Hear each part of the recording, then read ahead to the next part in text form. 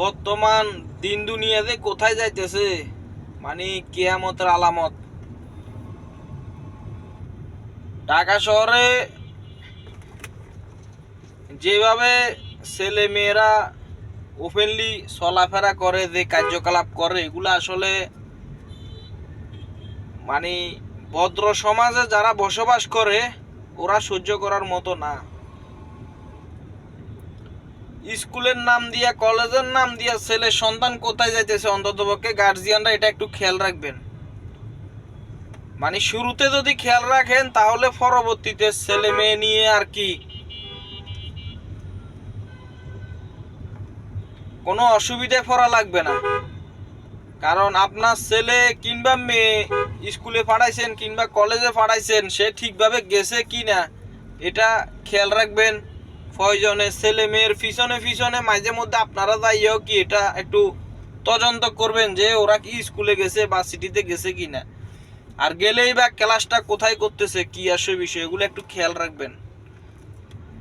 কারণ এখনকার যেগুলো চোখের সামনে পড়ে আসলে এগুলো মেনে নেওয়ার মতো না। এগুলো তো কোনো না একটা সময় না, আপনার কোনো একটা সময় কারো না কারো ঘরে বউ হবে,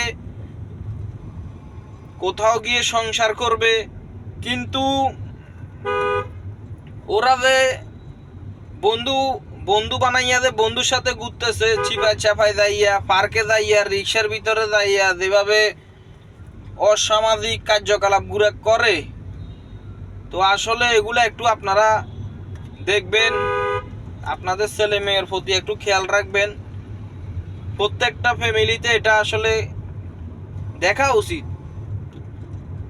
তো আসলে গ্রাম অঞ্চলেও প্রায় সময় দেখি যে এখনকার ছোট ছোট বাচ্চারা যে বয়ফ্রেন্ড গার্লফ্রেন্ড কি জিনিস এটা শিখে গেছে।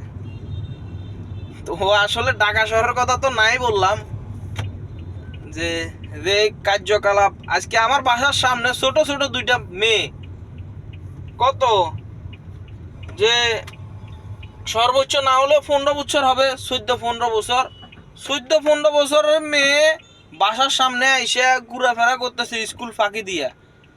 যদিও বা কারোর জন্য অপেক্ষা করতেছে, তা না হলে কেন ওরা ঘোরাফেরা করবে স্কুল ফাঁকি দিয়ে।